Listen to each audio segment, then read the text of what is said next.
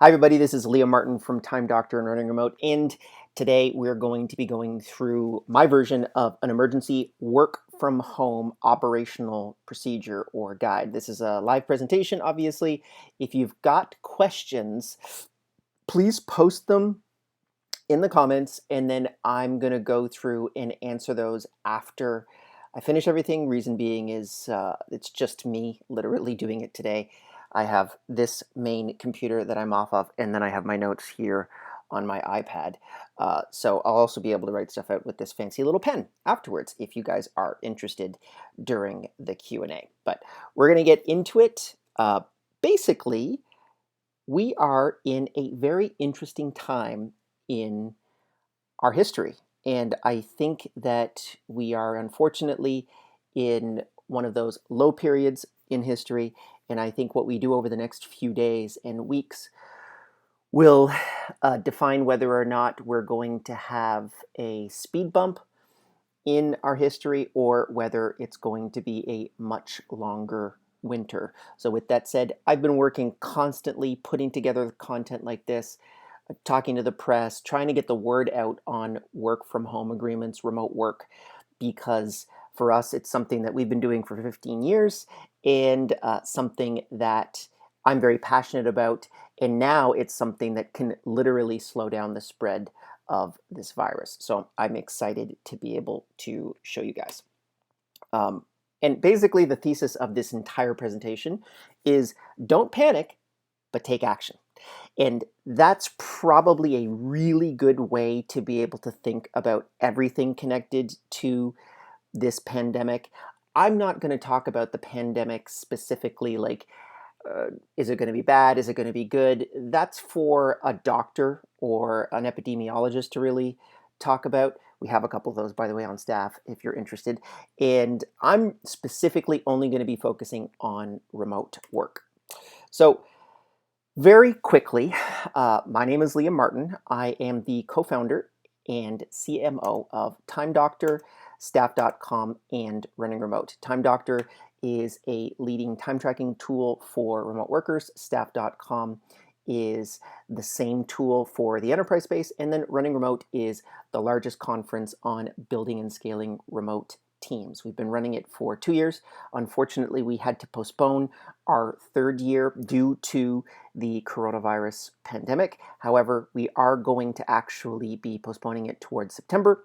So if you're interested in picking up your tickets then and there, go and check out runningremote.com. Now, our company has been operating for approximately 10 years, and we have about 100 remote employees in 36 different countries all around the world. And we collaborate seamlessly in what's called a remote first model. So remote work for me is fundamentally how we build our company, and I'm sure a lot of you probably have that same perspective, or you've been forced into that perspective, unfortunately. So I'm going to provide you some really actionable information on how to be able to go remote as quickly and as efficiently as humanly possible. I don't know if you've seen this tweet, this hashtag on Twitter, the stay the home hashtag. I'm not going to say that because I think I'm also on YouTube for this presentation as well. But basically, it's really important for everyone to be able to self-isolate right now. If you don't do this, you are going to be continuing to expand the virus, even though you think to yourself, well, it's not that big of a deal. I'm probably going to get over it without any problem whatsoever. You probably are if you're, let's say, under 40.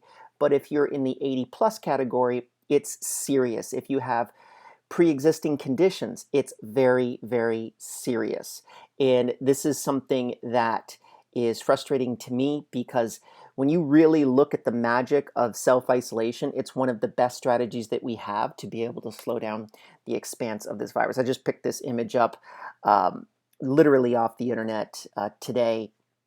So every day that we don't deploy a social isolation and distancing program, we're going to have exponentially worse results. And there are successful models. There are models in China. There are models in Singapore. There's currently the South Korean model. They're all able to slow down and hopefully reverse the expanse of this virus because they're deploying social distancing tactics. And one of the critical ones is working from home, i.e., working remote. So I'm going to break this down into 3 separate categories: what you should do today, what you should be doing next week, and what you should be doing next month inside of your business. So we're going to be bringing these down real fast because I understand that probably for a lot of you, you don't really know which direction you're supposed to be going at this point. That's super simple. Do this today, do this next week, and do it next month. Hopefully, within the next few months, we'll all be able to get back inside of our offices. Or if you really like remote work, you might actually want to keep it. We can talk about that as well after the presentation, because for me, once I've gone remote, I just have never gone back. So today, you need to deploy tool setup and your financial assessment. So usually I talk about how people, process, and tools should be deployed in that order. However, this is one of those instances in which I'm actually going to reverse that. So we should really be focusing on the tools first, then the process, and then the people. Because if you just throw everybody remote today, it's going to be quite difficult if you don't have the right tools in place. So very quickly, I'm going to go over some of the top tools that I would suggest that you use right now.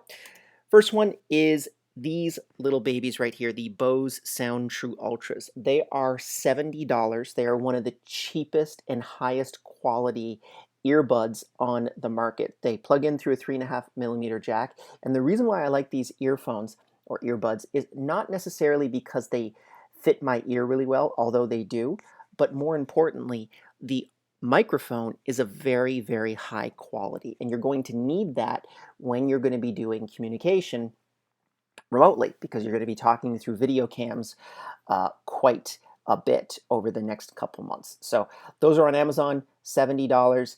If you get anything else, I would also suggest the wireless Apple earbuds. Those seem to have quite good audio. You really need to focus on ones that have very good microphones, not necessarily really good sound, because the mics are what's important for online collaboration. We use an app called LastPass, i.e. 1Password. You can use either. We use LastPass. But basically what this tool does is it allows you to be able to hold all of your passwords in a single repository and then share it amongst all of your different employees. So as an example, if I need to terminate someone inside of the company, I don't actually have to change all of their passwords. I just have to change their LastPass password, and then they're pulled out of all of the passwords that they would get access to. So we literally just provide each employee a cipher inside of LastPass, as opposed to actually giving them their direct password. Another thing that I do is we always check people's internet speeds. So today you're going to go in and you're going to find out what everyone's local home internet speeds are. If they can't do more than 5 down and 5 up with a ping of below 20 realistically, it's not good enough to be able to do video calls like this on Zoom or Skype as an example. So you go to speedtest.net, or instruct all of your employees to go to speedtest.net. Have them go in and actually send you back the URL, and then you'll be able to get the actual results. So this is my internet as of, I did this presentation a while ago, but as of probably a couple months ago, and it's actually only gotten better since then. ViewSonic VX3211 32-inch monitor. It's actually the one that's sitting behind me right here. We get this for almost everyone inside of the company. Pretty easy monitor to use. It has a USB-C plug, so it hooks up to my MacBook Pro without any problem whatsoever. Highly suggest you pick up some of those. Again, you can get all of this stuff on Amazon. You don't have to go into stores. Remember, we're supposed to be socially isolating, so don't go into stores. Amazon works. Amazon Prime is amazing. Go get your subscription and then just get all of this stuff delivered. Google Apps for Business, G Suite. Easily one of the best things that you can do if you have a remote team. So We use this for our calendar. We use for cloud documentation, cloud spreadsheets. We have Google Drive. We have presentations. It's all inside of G Suite. I think it's about $5 per user per month. So you basically get a Gmail for your unique domain. We use it. We love it. I highly suggest that you get it as well. Slack is what we generally use for our instant messaging. If you don't understand what Slack is, just let me know in the comments, and then I'll basically go in and explain that to you after the presentation. But basically, it's just a way to be able to send instant messages back and forth. Jing is a really amazing tool, which I just found out recently got discontinued, unfortunately, literally days ago. So basically, what it allows you to do is take a 5-minute screen grab of your screen, and then you can basically dictate through that screen and annotate it, and it's got a whole bunch of other cool features, so you can send that information back to somebody. There's a tool that I'm currently testing now by Vidyard. So basically, if you just Google free screen capture tools, those are really powerful, because then you can take that video, you can turn it into a bit.ly link, and you can send it to somebody on Slack as an example, and very quickly and easily be able to communicate a lot more than just sending an email or an image. Another honorable mention on this, by the way, with regards to Slack is Twist, twist.com. It's a much more kind of stripped down version of Slack and a lot easier, and it's also designed specifically for asynchronous communication, so you're not getting bothered with push notifications all of the time. We use it as well, and we really like that quite a bit. Stormboard is another tool that we use for online whiteboard collaboration. Really fantastic tool if you're kind of looking at trying to figure out how to work on single image, as an example, all at the same time. You can even have like iPads, and you can draw all on the same whiteboard, which is pretty cool with some of these, which if you're interested in doing that, Stormboard is the way to go.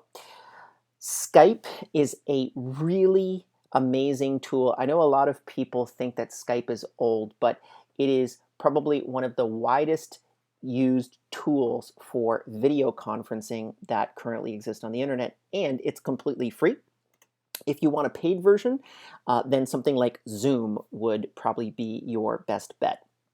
Zoom has a lot more features. You can do webinars with it. You can kind of address many employees at the same time. It's generally a little bit more reliable than Skype, but if you don't have the cash, go for Skype. If you have the cash, go for Zoom. Basecamp is also what we use for project management. So if anytime we're going to put out a large memo, or we need to kind of talk out an idea that a lot of people need to get access to, and we want to be able to keep that information inside of the company for an extended amount of time, we use Basecamp. And then for very small projects, we use Trello. Trello is also a freemium product, so if you can't really pay for Basecamp right now, go with Trello. It's very, very easy to use, very easy to get into, and then you'll have that documentation there. And then, of course, you might want to check out Time Doctor. However, I'm a little bit biased, since that is the company that I co-founded with Rob, but it is, in my opinion, the definitive solution for remote time tracking. You also, after you deploy all of these tools, I think what everyone needs to be able to do right now is really assess your profit and loss statement. So figure out where you can cut and what kind of changes you need to make right now, today, in order to be functional and get through this financial crisis. We are currently in a financial crisis, and it's really important to be able to keep a clear mind, understand what costs are going to be coming down your pipe, what kind of reductions are you going to be expecting in the next 90 days, as an example. We've done that assessment inside of our company, and we are making appropriate changes inside of the company. Some of the biggest things that you can cut right now are actually like, can you get out of some of your company leases?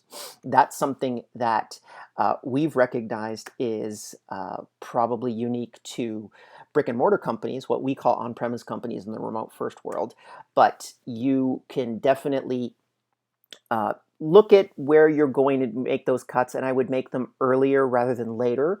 In my opinion, and again, I'm not an epidemiologist, but I would assume that we should probably be self-isolating at least until May. So make your assessments like that. I think that is unfortunately, winter is going to be coming. I put this little image here. Hopefully HBO doesn't ding me for that, but winter's coming and you need to prepare for winter. Just like anything else, this is something that we need to be prepared for. And if you can navigate your way past it, then usually some of the most profitable times in a business's history is right after one of these financial crises. So really important to be able to prepare for it so that you can get yourself through it and get to the other end. So next week, so we did what you're supposed to do today. So you're going to deploy that today. Next week, what you're going to be doing is building processes and setting up your communication systems. So this is something that I think a lot of people don't recognize when they're looking at something like, work from home emergency preparedness. The reality is probably within the next few months, 20% of your staff will be sick at any one time. Or just assume that 20% of your staff are going to be sick at any time. Can you run your business if that happens? So building redundancy between one organization and another. One thing that we're doing is we're training the salespeople and the marketing people on how to do support. So that if someone is sick inside of support, we can have someone else that can jump in to be able to run those support tickets so that the functioning of the business happens without that much difficulty. Also, with regards to process documentation, you're going to really have to focus in on sacred knowledge, which is a component of process documentation. So what does one person know that no one else knows inside of the organization that could destroy the organization if that person was sick, as an example, for 2 months and could not go to work?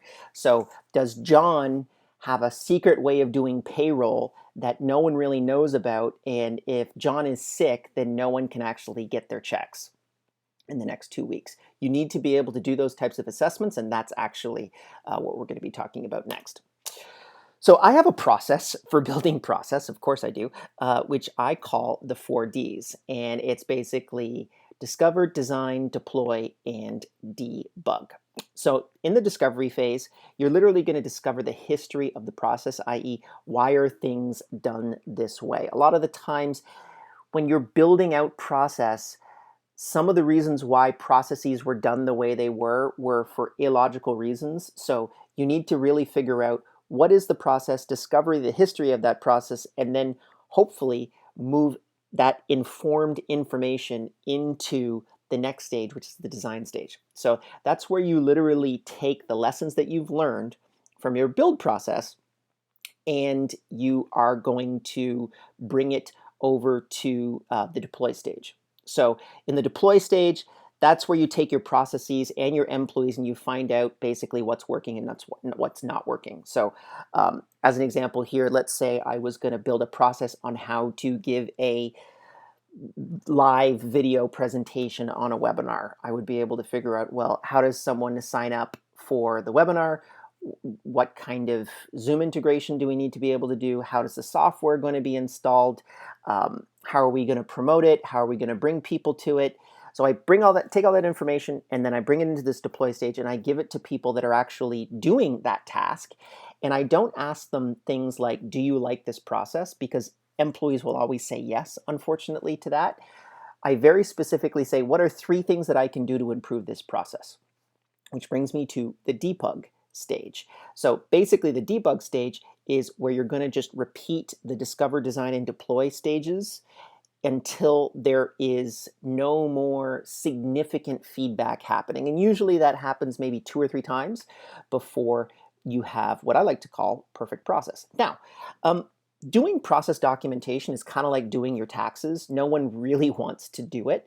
However, there is a fantastic solution, which is GitLab. So GitLab has the largest remote first documentation guide I've ever seen. It's about 3,200 pages long, and it's at about.gitlab.com/handbook. So that's their team handbook. And if you want to know like what their company values are, that's the URL for that. If you want to know what kind of stock options you get when you join GitLab, that's there. If you want to see an overview of how they actually do their sales demos, it's all there. Everything is there and everything is open source. So about.gitlab.com/handbook.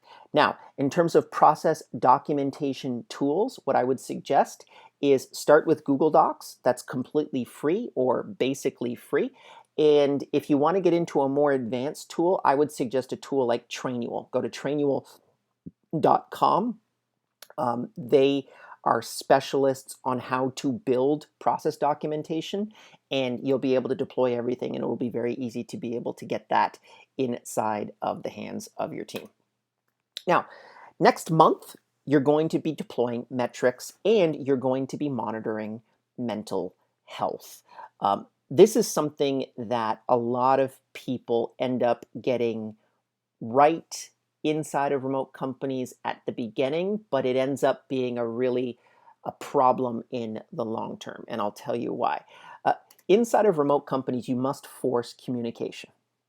And this is something that a lot of on-premise teams don't really understand. So inside of remote companies, some remote companies have things like, we have like a virtual water cooler, basically, where it's like an anywhere chat where you can talk about anything work-related, not work-related. It's no problem. You can kind of produce that type of information. We also do things like we do video game days once a month. Some teams do them once a week where they'll play some type of a game, but you need some type of an audio component to it. So some of the developers and the designers play Dota, and I can't remember what that stands for, but it's like a big online game, and we pay them basically to play video games, but the only thing that we have them do is make sure that their audio link is on so that they're all chatting and they're on the same team.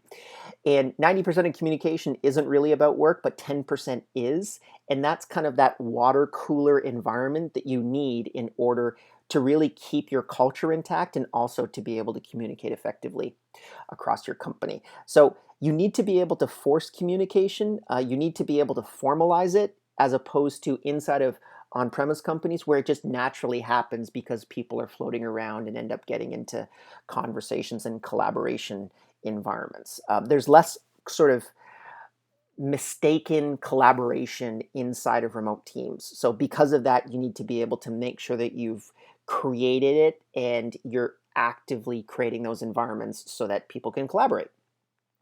We use this document for our what we call a weekly sync. I actually got this from somebody else, but I think it's a fantastic way to be able to deploy your weekly meetings. So we do a weekly meeting with every department, and then usually a manager does a one-on-one with each employee every single day.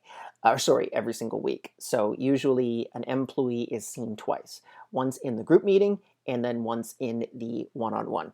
And we have metrics that we set quarterly. We have a person who is responsible for that metric, meaning they are empowered to actually change it. And then we do weekly updates. And all of those people have to report into this document. I have a meeting every single week. If they're in the red category, as an example, they're in trouble. And I do much longer one-on-ones with those people, as an example, versus the people that are completely green, where I don't really have to worry. They're hitting their targets without any problem whatsoever. So I also have like this hierarchy of communication that I talk about. Basically, it's in-person beats video, video beats audio, audio beats instant messaging, and instant messaging beats email. As you move up the chain, you become more synchronous, meaning the feedback loop on your information becomes easier. And as you move down the chain, it becomes more asynchronous, meaning you have more time to focus and get deep work done. However, the actual speed of that information is going to slow down. So generally, we're kind of cutting out the in-person category, obviously, because we want to be able to self-isolate. So that means that video is your preferred venue for communicating inside of your company.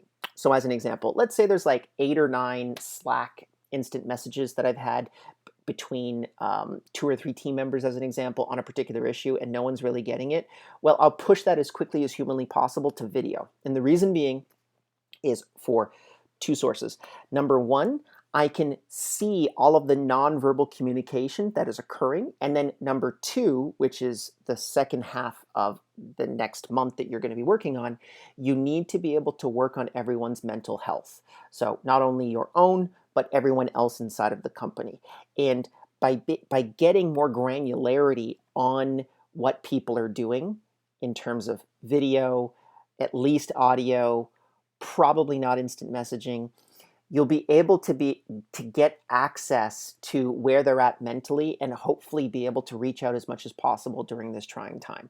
A lot of people that have never worked remotely, their adaption kind of phase is usually 2 to 3 weeks, but most of the time they're excited about working remotely. And this is a forced situation, so it's really important that everyone pay attention to all of your employees' mental health, recognize where they're currently at, talk to them, make sure that they are solid. If they're having problems, they can tell you as quickly as humanly possible. We've actually had HR stop doing some more hiring and focus more on the mental health side, just because we know that this is a pretty trying time for people. I mean, we've all been working remotely, but usually we'll go to coffee shops or co-working spaces, and now we're all working exclusively from home. We're self-isolating. So important to be able to make that clear to everyone inside of the company that you're there to talk if they have any problems.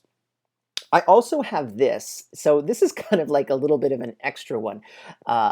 This is my blueprint to Liam and his weird little quirks. My designer unfortunately said he couldn't fit like weird inside of this document, but this is something that I put together. It's basically 8 truths about me. And what I would suggest is, if you are going to be working remotely for an extended amount of time, this is so important to be able to communicate to people, because it allows you to get past all of the bull of all of those, in-person lunches that everyone has and all of those parties that everyone goes to, where you kind of learn what that person is about. This is more specifically an operating system for me. So I give this document to every employee that I manage, and it's very true statements about me. So what I did is I went out to my 3 closest friends and I said, what would you tell someone that was going to work with me to be able to get as much information out of me, or to be able to kind of make me as happy or as work efficient as humanly possible? So they wrote all that stuff down, and then I basically turned this into a document. So at the very end of this document, I have a thesis statement, which is, I value decision making above all else. I'd rather you make the wrong decision than none at all.